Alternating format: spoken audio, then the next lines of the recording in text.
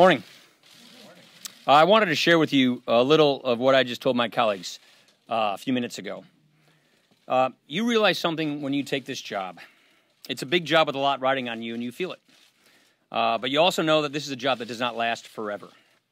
You realize that you hold the office for just a small part of our history, so you better make the most of it. It's fleeting, and that inspires you to do big things.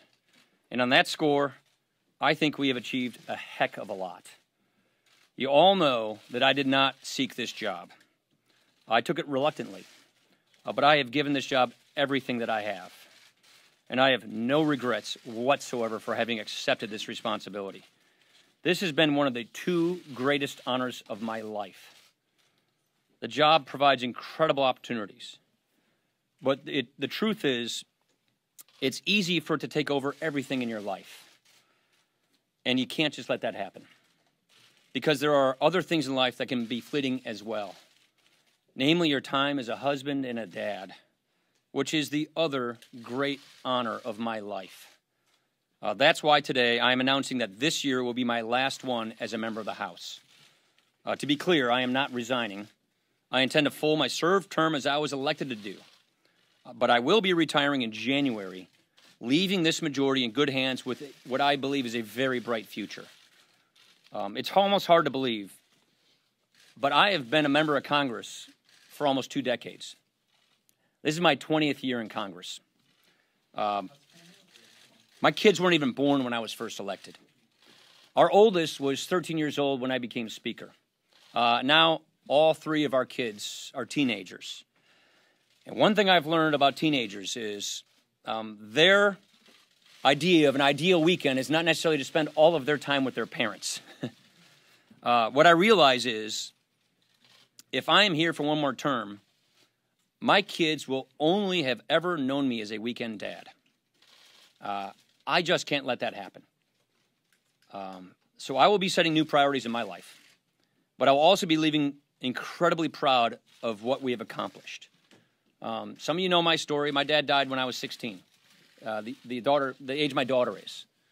And I just don't want to be one of those people looking back on my life thinking I spent more time with my kids when I know if I spend another term, they will only know me as a weekend father. So I'm really proud of what we've been able to do. When I took this job, one of my conditions was that we aim high, that we do big things, that we fashion an agenda, that we run on that agenda, that we win an election, and then we execute that agenda. I am so proud that that is exactly what we have done and what we are doing right now. We've accomplished so much since then. Probably the 2 biggest achievements for me are first, the major reform of our tax code for the first time in 36 years, which has already been a huge success for this country, and that's something I've been working on in my entire adult life. Second, something that I got much, much more invested on since becoming Speaker is to rebuild our nation's military. And after tax reform addressing our military readiness crisis, that was a top priority that we got done last month as well. These I see as lasting victories that will make this country more prosperous and more secure for decades to come. There are so many other things that we have gotten done. And of course, I'm going to look back proudly on my days at the Budget Committee and the Ways and Means Committee. But I don't want to be too sentimental here. I want to be clear, I'm not done yet.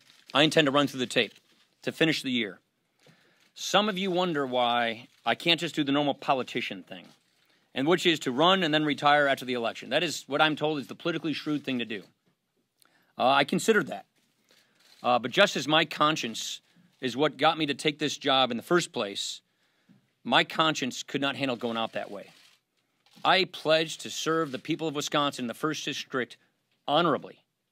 And in order to serve the people in my district honorably, I have to serve them honestly.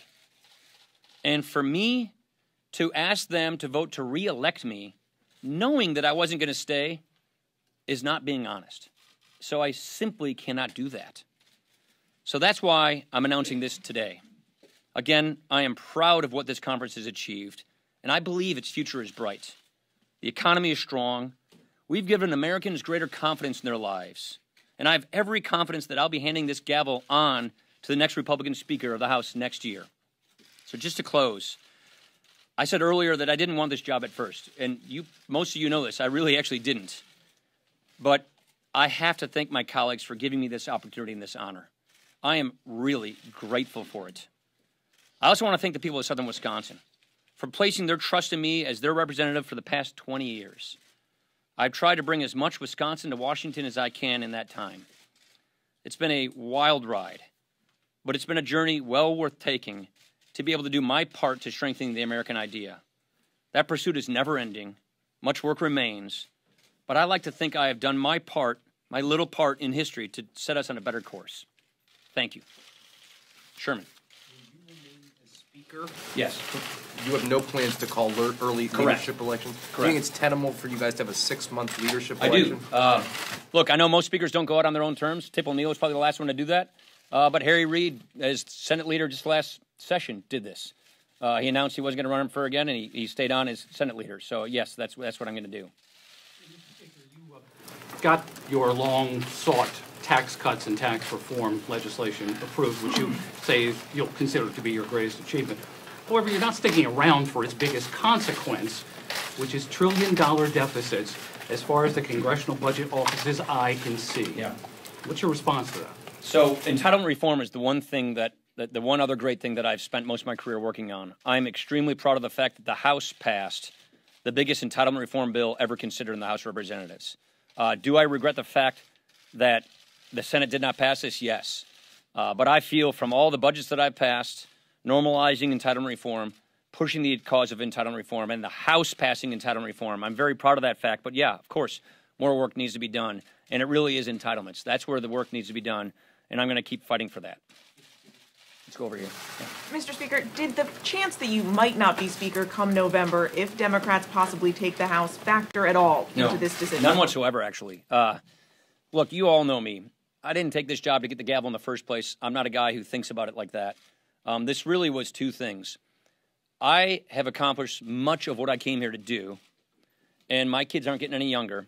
And if I stay, they're only going to know me as a weekend dad, and that's just something I consciously can't do. And that's really it right there. Yeah. Do you worry about the impact of your announcement on the 2018 midterms and perhaps sending a signal that the House is lost for Republicans? Yeah, I gave it some consideration, but I really do not believe whether I stay or go in 2019 is going to affect a person's individual race for Congress. I really don't think a person's race for Congress is going to hinge on whether Paul Ryan's Speaker or not. So I really don't think it affects it. Look, if we do our jobs, which we are, we're going to be fine as a majority. I'm grateful for the president to give us this chance to actually get this stuff done. I'm grateful that we have unified government that the president, with his victory, gave us so that we get all these big things done. We're going to have a great record to run on. We have a great economy, great accomplishments, more to do. And I really don't think that the American people are going to want to have the gridlock that the Democrats are promising. So I'm confident we can run through the tape and we can get this done. Bonus. On the president, he has been openly talking about firing Bob Mueller, potentially firing the Deputy Attorney General. What are your thoughts on that? My thoughts haven't changed. I think they should be allowed to do their jobs. We have a rule of law in this country, and that's a principle we all uphold. I have no reason to believe that that's going to happen. I have assurances that's not, because I've been talking to people in the White House about it. Rachel. As you know, the jockeying has sort of begun to replace you once you retire. Who do you think would be good to lead the conference? Would McCarthy be able to do it? Scalise? I have great confidence in this leadership team. That's one thing that I'm really proud of. Obviously, I came with a big gulf in leadership when I came here. I think we have a fantastic leadership team. I have more thoughts on this. I think this is probably not the right time to get into that, but I'll share those thoughts later. That election's in November, so it's not something we have to sweat right now. Anna.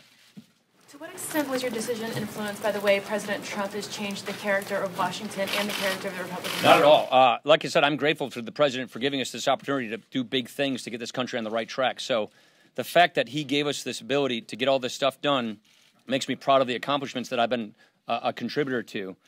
Makes me satisfied that I've made a big difference, and he's given us that chance. So I'm grateful to him for that, and that's really how I see it. Thank you very much, everybody. Take care.